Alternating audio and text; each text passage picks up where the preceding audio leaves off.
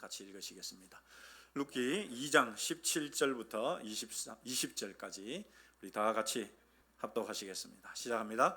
룻이 밭에서 저녁까지 죽고 그 주운 것을 뜨니 보리가 한 에바쯤 되는지라.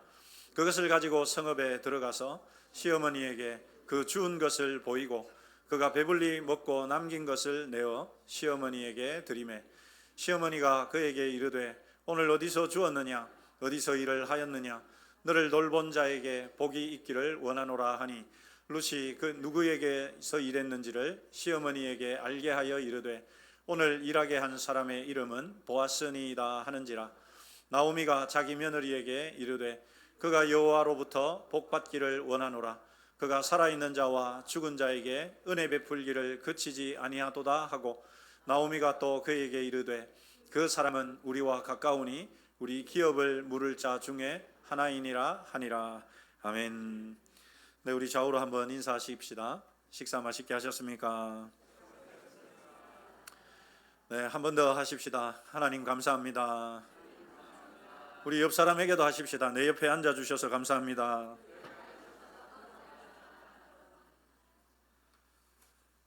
네, 우리가 오전에 감사에 대한 내용을 나눴습니다. 여러분 감사 좀 하셨습니까? 네, 한 번 더 우리 따라서 하십시다. 감사는 그냥 안 된다. 뭐로 됩니까? 그렇습니다. 연습을 통해서 됩니다. 한번 따라서 하십시다. 감사는 연습으로 된다. 훈련으로 된다. 그렇습니다. 오늘부터 집에 돌아가셔서도 감사 연습을 많이들 하시기를 바랍니다. 얼마 전에도 제가 설교를 하면서 예화로 들었던 이야기인데요. 옛날 독일의 어느 마을에 흉년이 들었습니다. 그래서 마을에 먹을 것들이 다 떨어지니까 그 마을에 있는 부자 할아버지가 이제 아이들에게 빵을 나눠주기로 했습니다. 그래서 빵 바구니를 아침마다 가서 빵 바구니를 놔두면 그 빵이 놓여지면 순간 애들이 막 다 몰려가지고 서로 조금이라도 더 큰 빵을 가지려고 난장판이 되었습니다. 그런데 한 소년은 멀찍이 아이들이 막 달라들 때 멀찍이 뒤에 가만히 서 있다가 이제 아이들이 빵을 다 주워가고 나면 마지막에 남은 빵 큽니까 작습니까? 제일 작은 거겠죠. 아이들이 막 골라가지고 막 했으니까 가장 작은 빵을 이렇게 받아가지고는 그리고는 꼭 그 빵을 주는 할아버지에게 가서 할아버지 감사합니다 인사를 하고 돌아가는 거예요. 그런데 어느 날 그렇게 빵을 그날도 가장 작은 빵을 들고 집에 왔더니 집에서 어머니가 이제 그 빵으로 식구들이 나눠 먹으려고 빵을 가운데를 툭 잘랐는데 은화가 수르륵 쏟아지는 거예요. 빵 속에서. 그래가지고 엄마가 이거 누군가가 실수로 여기 넣은 것 같으니까 빨리 갖다 주고. 야, 이 엄마도 대단하죠, 여러분. 먹을 게 없는 집에, 그 가난한 집에서 그 은화 한 푼이라도 있으면 아싸 땡 잡았다 이러고 챙겨 넣을 텐데 얼른 갖다 주라고. 여러분 아이들의 행동이 그냥 나오는 게 아니죠. 엄마가 갖다 주고. 그래서 그 소녀가 은하 6개를 들고서 갖다가 주니까 할아버지가 뭐라고 합니까? 실수가 아니다 그거는 매일마다 가장 작은 빵을 들고서도 꼭 나에게 와서 감사합니다 인사하고 가는 너를 위한 나의 선물이다 이렇게 말했다고 하죠. 여러분 세상의 눈으로 볼 때는 가장 작고 보잘것없는 그 빵 안에 한 가족이 한 달 동안 먹고도 남을 풍성한 은혜가 그렇게 숨겨져 있었던 것입니다. 지난주 우리는 베들레헴의 삭막한 들판에서 어떻게든 그 떨어진 이삭이라도 죽기 위해서 그 작은 부스러기라도 죽기 위해서 엎드렸던 룻의 모습을 보았습니다. 그녀는 은혜 받을 자격이 없는 이방인 노크리였습니다. 어느 누구에게도 보호받을 수도 없고 어떤 권리도 주장할 수 없는 이방인 노크리였습니다. 그러나 그녀를 알아봐 준 사람이 있었죠. 그 사람의 이름이 누굽니까? 옆 사람에게 알려줍시다. 보아스. 이 보아스가 그 룻을 알아봐 주었습니다. 혹시 그 히브리어 단어 아시는 분? 여러분, 알아보다, 환대해 주다, 무슨 단어였습니까? 누구십니까? 방금 누가 정답을 하셨는데, 나카르. 예. 제가 나중에 시원한 커피 쿠폰을 보내드리도록 하겠습니다. 예, 나카르였습니다. 같은 단어인데, 히브리어 단어로 보면은 자음만 보면 똑같은 단어인데, 하나는 아무런 고난도 없는 이방인을 뜻하는 노크리. 그런 노크리를 이 보아스는 알아봐주고 환대해주죠. 나카르 했습니다. 본문은 그 은혜의 밭에서, 그래서 여러분이 보아스가 어떻게 하라고 명령하죠? 그 사환들에게, 추수를 하는 그 사환들에게 어떻게 명령을 합니까? 야, 이삭만 죽게 하는 게 아니라 어떻게 하라고? 멀쩡한 다발에서 어떻게 하라고요? 빼서 막 흘려놓으라고. 그렇게. 그래서 여러분, 이삭에서, 오늘 제목이 이삭에서 뭐로? 다발로. 그래서 여러분, 보아스가 그렇게 말을 했습니다. 여러분, 참 이게 얼마나 큰 은혜냐. 본문은 그 은혜의 밭에서 이삭을 줍고 이제 저녁 노을을 등에 지고 집으로 돌아가는 룻의 발걸음에서 이제 오늘 본문이 시작됩니다. 여러분, 룻은 그날 오후만 이삭을 주었습니다. 그죠? 오전 내도록은 뭐 했습니까? 그날 오전 내도록은 뭐 했습니까? 이삭 주었습니까? 아닙니다. 뭐 하고 있었죠? 제발 이삭을 죽게 해주십시오. 제발 이삭을 죽게. 거기를 떠나지도 못하고 계속 이삭을 죽게 해달라고 요청하고 있었다가 점심때쯤 그 밭에 왔던 보아스의 눈에 띄면서 이삭도 죽게 할 뿐만 아니라 다발에서도 막 빼줘. 그렇게 했죠, 여러분. 그러니까 룻이 이삭을 준 하루 동안에 이삭을 준 시간은 여러분 언제입니까? 하루 종일 주었습니까? 아니죠. 언제만 주었습니까? 오후 한나절만 주은 거예요. 점심 먹고부터 해가 질 때까지 한나절만 주었습니다. 그런데 그렇게 주운 것을 가지고 그냥 이삭채로 가져가면 못 먹으니까 그걸 탈곡을 한다면 타작을 했단 말입니다. 타작을 해가지고 무게를 달아봤는데 그 무게가 얼마나 됐냐, 이렇게 우리에게 이야기하죠. 17절 같이 읽겠습니다. 시작. 룻이 밭에서 저녁까지 줍고 떠니 보리가 한 에바쯤 되는지라. 이게 에바라는 단어가 나오죠, 여러분. 이 한 에바는 부피로 하자면 약 22리터. 22리터가 얼마나 되는지 잘 모르시면 여러분 2리터짜리 물병 있죠?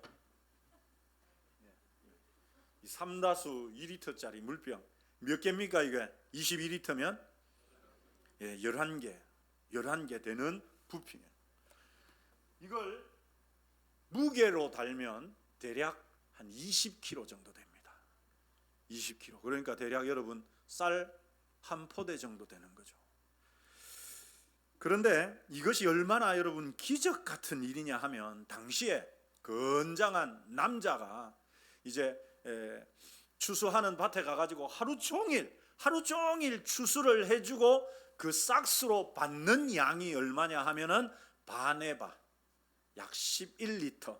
그러니까 반에바가, 건장한 남자가 하루 종일 이삭을 줍는 게 아니고요, 땀을 뻘뻘 흘리면서 추수를 해주고 그렇게 고용돼 가지고 일을 하고 그 하루치 싹시 얼마였느냐 하면 반에바, 보리 반에바예요.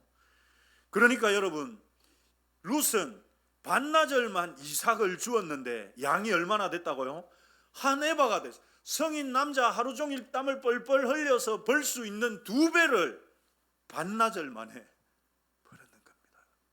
그러니 이게 보통 일이 아니죠. 여러분, 이삭을 줍는 가난한 이방 여인이, 그것도 반나절 만에 건장한 노동자의 이틀치의 이 품삯을 거두어 드린 것입니다. 그만큼의 양은 이 시어머니 나오미하고 룻하고 두 여인이 한 달 동안 먹고도 남을 만한 양이었습니다. 이것이 여러분 어떻게 가능했습니까? 이 일이 어떻게 가능했습니까? 한번 따라서 하십시다. 이것이 은혜의 힘이다. 여러분, 룻이 하루 종일 땀을 뻘뻘 흘리면서 이삭을 주었다 합시다.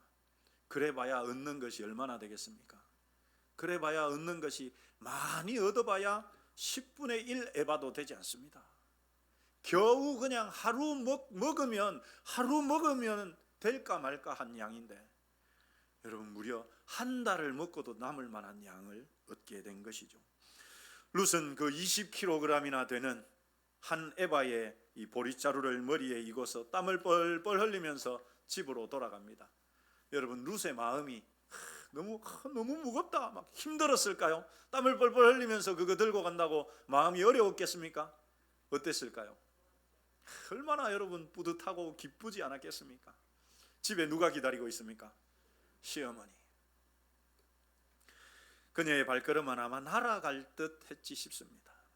시어머니 나오미는 며느리가 짊어지고 온 엄청난 양의 보리를 보고서 눈이 휘둥그레집니다. 그렇지 않겠습니까? 우리 시어머니의 이야기 같이 한번 읽어보시죠. 시작합니다. 시어머니가 그에게 이르되 오늘 어디서 주었느냐, 어디서 일을 하였느냐, 너를 돌본 자에게 복이 있기를 원하노라 하니. 여러분이 나오미의 말을 가만히 읽어보면 나오미의 말이 질문이 달라지는 것을 알 수가 있습니다. 처음에는 뭐라고 이야기하느냐, 이렇게 이야기하죠. 오늘 어디서 주었느냐, 오늘 어디서 주었. 왜요? 여러분 실제로 룻은 일을 하러 갔습니까? 이삭을 주우러 갔습니까? 이삭을 주우러 갔으니까. 그래서 물은 거예요. 야, 오늘 어디서 줬노? 이렇게 물은 거죠. 그런데 여러분 이삭을 주었던 것 치고는 양이 어때요? 상상도. 이삭을 주어서는 그만큼을 볼 수가 없거든. 그래서 여러분 두 번째는 질문이 달라지죠. 이렇게 달라집니다. 다 같이 노란 글씨만 시작. 어디서 일을 하였느냐. 여러분 여기에서 이 어디서 일을 하였느냐라는 이 말을 원어의 뉘앙스를 살려서 하면 이런 거예요.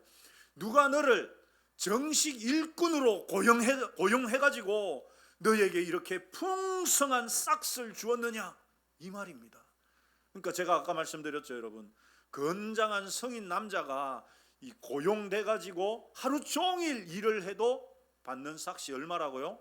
바네바밖에 안 돼요. 바네바. 그런데 한 에바를 받아왔으니까 아무리 생각해도 이것은 이삭을 주어서는 얻을 수가 없는 거니까 혹시 누가 너에게 은혜를 베풀어 가지고 너를 이삭을 줍게 하는 게 아니라 아예 일꾼으로 썼는 거 아니냐, 그렇게 물은 겁니다. 그러면서 여러분 그가 이렇게 말하죠. 너를 돌본 자에게. 여기 돌보다라는 단어가 지난주에 우리가 배웠던 히브리어 단어 두 가지 중에 하나입니다. 하나는 노크리, 하나는 나카르. 뭘까요 여러분? 돌본 자, 돌보다라는 이 단어 나카르입니다. 누가 너를 알아봐 줬니? 누가 너를 이렇게 환대해 줬니? 그 말입니다. 여러분 앞에서 이 룻이 그렇게 말했죠. 이 보아스에게 그렇게 말했습니다. 나는 아무도 알아봐 주지 않는, 아무런 권리도 없는 노크리에 불과한데 당신은 어떻게 나를 이렇게 나카르 하십니까? 그렇게 이야기를 했죠. 이 나오미는요 직접 그 현장을 보지도 않았는데 룻이 가져온 그 이삭, 주워온 이삭의 양만 보고도 누가 이렇게 우리 며느리를 알아봐 줬을까? 누가 우리 며느리를 이렇게 환대해 줬을까? 네, 그것을 알아본 것입니다. 여러분 매튜 헨리는 하나님의 은혜에 대해서 이렇게 말했는데요. 우리 이 말을 같이 한번 읽어보시죠.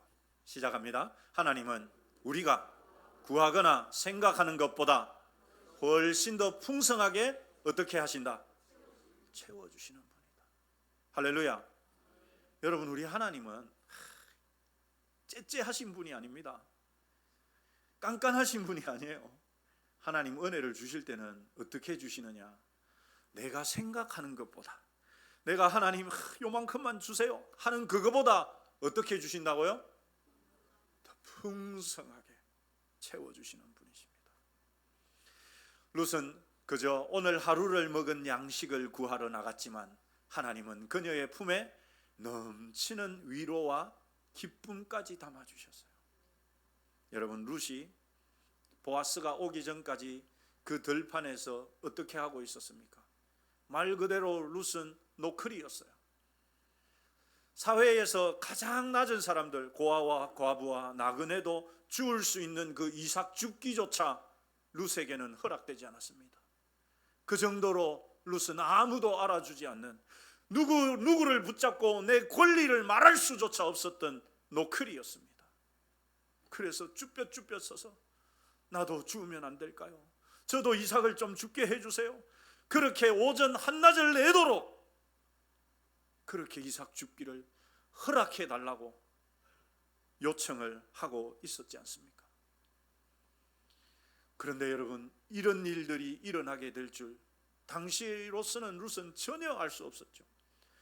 주인이라는 자가 왔는데, 보아스라는 사람이 왔는데 쫓아내지 않은 것만 해도 감사한데, 이삭을 주우라고 해준 것, 허락해 준 것만 해도 너무 감사한데, 그 사환들에게 일부러 다발해서 빼가지고 이삭을 주울 수 있게 해 주었던 것이죠. 이것이 여러분, 하나님의 은혜가 주어지는 방식입니다. 우리가 구하거나 우리가 생각하는 것보다 하나님은 더 풍성하게 주시는 분이십니다. 그리고 룻은 점심때 보아스가 식탁에서 배불리 먹고 남긴 떡을 조심스럽게 꺼내서 시어머니에게 내어놓습니다. 보아스에게서 시작된 은혜가 룻을 통과해서 누구에게까지? 여러분, 누구에게까지? 시어머니 나오미에게까지로 이렇게 흘러 들어가는 것이죠. 사랑하는 성도 여러분, 은혜는 흘러갈 때 기적이 됩니다. 우리 한번 따라서 하십시다. 은혜를 흐르게 합시다. 옆 사람에게 알려주십시다. 은혜를 흐르게 합시다. 반대편에 한 번 더 하십시다. 은혜를 흘려보냅시다. 여러분, 나에게서 은혜가 흘러갈 때 하나님의 역사가 일어납니다. 내가 내 거라고 콱 움켜쥐고 있으면 그것만 내 거가 돼요. 근데 그것도 영원히 내게 되는 게 아니라 하나님이 다 빠져나가게 만들어 버립니다. 그런데 내가 내 것을 주장하지 않고 내가 받은 은혜를 누군가에게 흐르게 할 때 하나님은 오히려 내가 흘려보낸 것보다 훨씬 더 큰 것으로 되돌려 보내시는 분이십니다. 여러분, 나오미의 입에서는 룻으로부터 그 은혜를 베푼 사람의 이름이 보아스라는 이야기를 듣는 순간 나오미가 이렇게 말하죠. 우리 20절 말씀 같이 읽겠습니다. 시작합니다. 그가 여호와께로부터 복받기를 나오미가 또 그에게 이르되 그 사람은 우리와 가까우니 우리 기업을 물을 자 중에 하나이니라. 여러분, 나오미는요, 룻에게서 보아스라는 이름을 듣자마자 이 모든 일들이 우연히 일어나지 않았다는 것을 깨닫습니다. 다시 한번 말씀드립니다. 나오미는 룻의 입술에서 보아스라는 이름을 듣는 순간 이 일들이 그냥 우연하게 일어난 것이 아니라는 것을 깨닫습니다. 이 나오미는 보아스의 친절 뒤에 숨어 계시는 분, 바로 하나님의 섭리를, 하나님의 손길을 발견해 낸 것입니다. 여러분, 칼빈은 하나님의 섭리에 대해서 이렇게 말했습니다. 우리의 삶에 일어나는 어떤 일도 맹목적인 우연은 없다. 하나님은 사람들의 선한 마음과 행동을 도구로 사용하셔서, 여러분, 하나님은 사람들의 뭐와 뭐를요? 선한 마음과 행동을 뭐로 사용하셔서? 도구로 사용하셔서. 같이 읽겠습니다. 당신의 거룩하고 자비로운 뜻을 이루어 가신다. 여러분, 하나님이 어떤 일들을 해 가실 때 우연하게 일을 하시는 일이 없단 말이죠. 하나님이 일을 하실 때는 분명한 계획을 통해서 일을 하시는데, 하나님의 일은 반드시 사람을 통해서 일하십니다. 그런데 그 사람의 어떤 것을 사용하시느냐? 따라서 합시다. 선한 마음과 행동. 여러분, 선한 마음과 행동을 하나님이 사용하셔가지고 누군가에게 은혜가 흘러가도록, 하나님의 그 자비로움이 흘러가도록 만드신다는 사실입니다. 여기에 나오는 이 선한 마음과 행동, 하나님이 도구로 사용하신 선한 마음과 행동의 주인은 누구였습니까, 여러분? 보아스였죠. 보아스였습니다. 물론 그 이전에 나오미도 있었고 룻도 있었습니다만, 그런데 우리는 여기서 룻기의 가장 중요하고 핵심이 되는 이 또 하나의 단어를 발견할 수 있습니다. 바로 이 20절에 나오는 우리 한번 따라서 하십시다. 기업을 물을 자. 기업을 물을 자. 그렇습니다, 여러분. 이 기업을 물을 자라는 단어가 히브리어로 한번 따라서 하십시다. 고엘. 고엘. 노엘 아닙니다. 고엘입니다. 고엘. 우리가 이 룻기서에서는 이 히브리어를 많이 배웁니다. 그렇죠? 여러분, 고엘이라는 단어입니다. 고엘은 되찾다, 구속하다, 속량하다라는 뜻이 있는데요. 이 고엘 제도는 이스라엘 백성이 가난해 가지고 땅을 팔았거나 스스로 종으로 팔렸을 때, 또는 후사가 없이 남편이 죽었을 때 가장 가까운 친족이 대신 그 값을 치르고 땅을 되찾아 주거나 노예 상태에서 해방시켜 주거나 과부와 결혼해서 대를 잇게 하는 그런 제도를 말합니다. 여러분, 이것을 이렇게만 이야기하고 넘어가면 머릿속에 남도 안 하고 잘 이해가 안 되실 겁니다. 그래서 어떻게 할 수 있느냐 하면, 여러분, 예를 들어서 제가 땅이 있었는데, 이스라엘 백성들은 다 땅이 있었죠. 여러분, 처음에는 왜? 땅을 다 분배받았으니까 땅이 있었단 말이죠. 그래서 그 땅이 있는데 살아가다 보면 내가 분배받은 땅에 농사가 잘 안 돼가지고 흉년이 들거나 이러다 보면은 이제 먹을 게 없어지거나 가난해지게 된단 말이죠. 그러면 여러분, 이 땅을 누군가에게 담보로 잡히고 돈을 빌리거나 아니면 땅을 아예 팔거나 할 수가 있었습니다.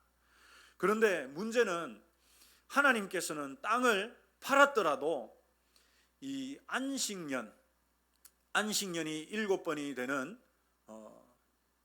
면제년이 되면 여러분, 그 땅을 조건 없이 되돌려 주도록 하셨거든요. 그런데 그때가 되기 전이라도 내가 땅이 없게 되면 어떻게 되느냐?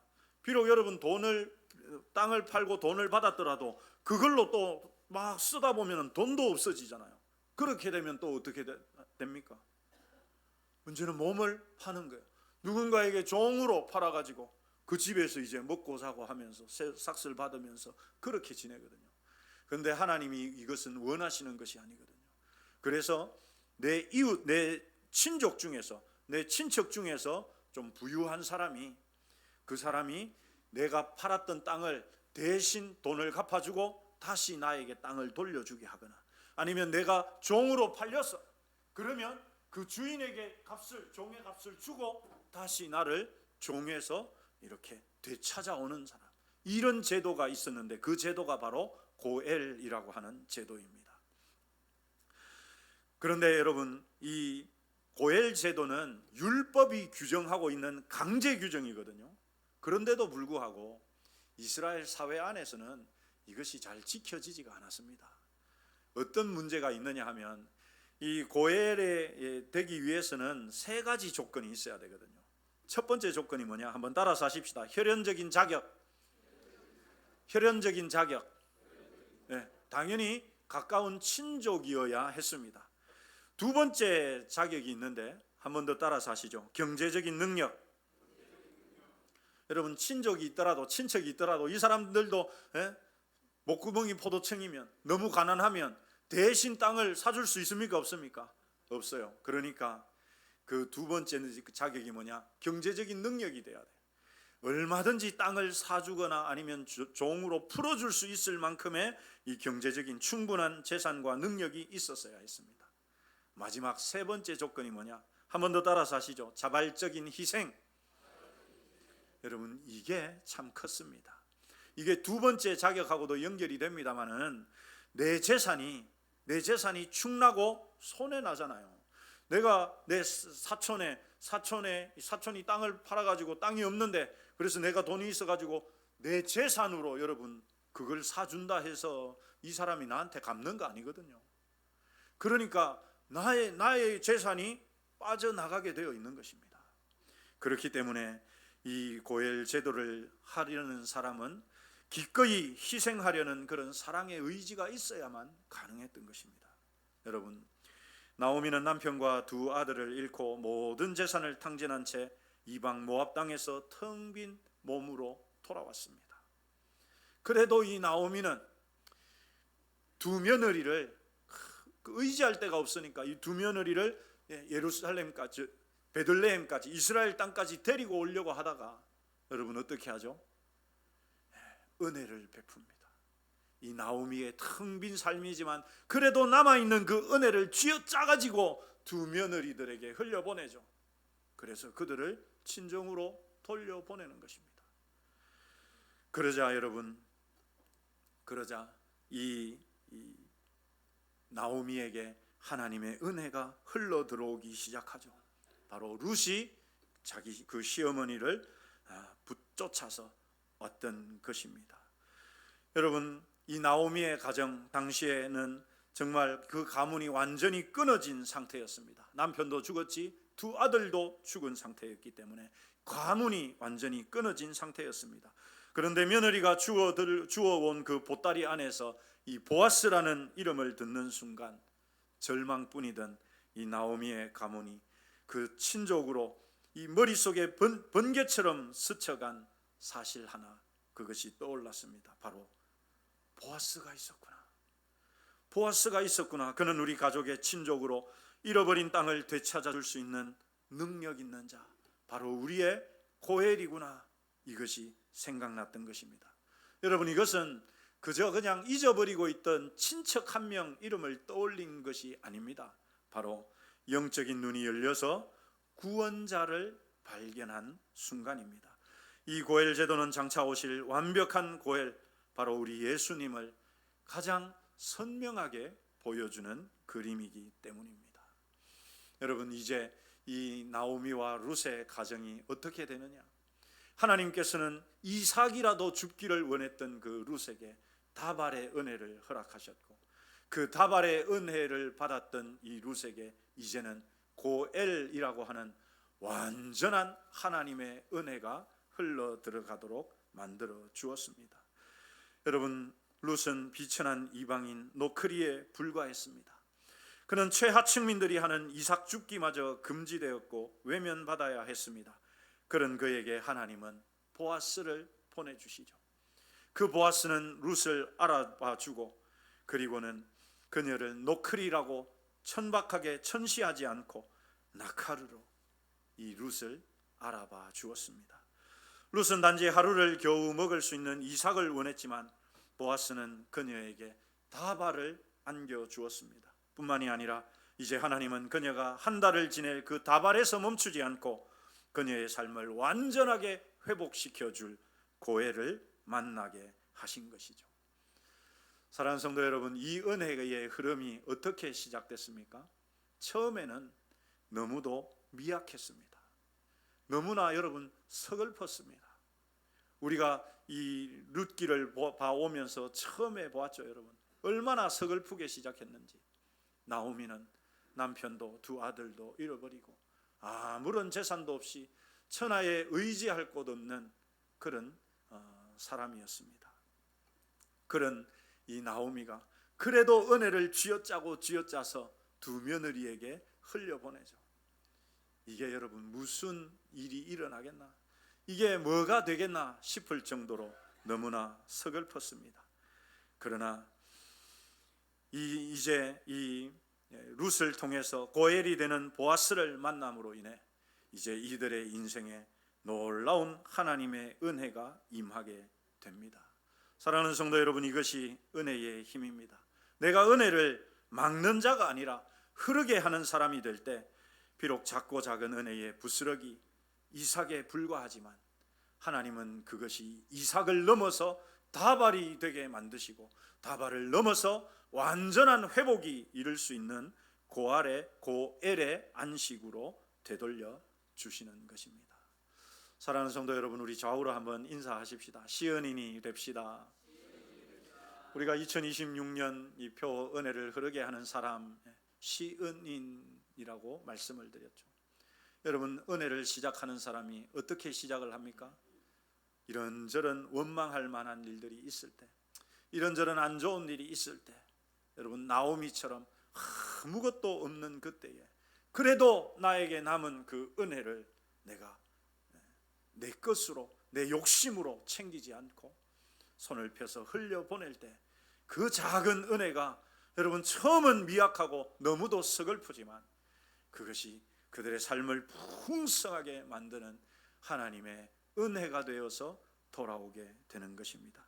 사랑하는 성도 여러분, 은혜를 시작하게 하는 사람, 은혜를 흐르게 하는 사람이 되시기를 주님의 이름으로 축원합니다. 그래서 우리 안에 넘치는 다발의 은혜, 이 고엘의 완전한 은혜를 누리는 그 주인공들이 되시기를 주님의 이름으로 축원합니다.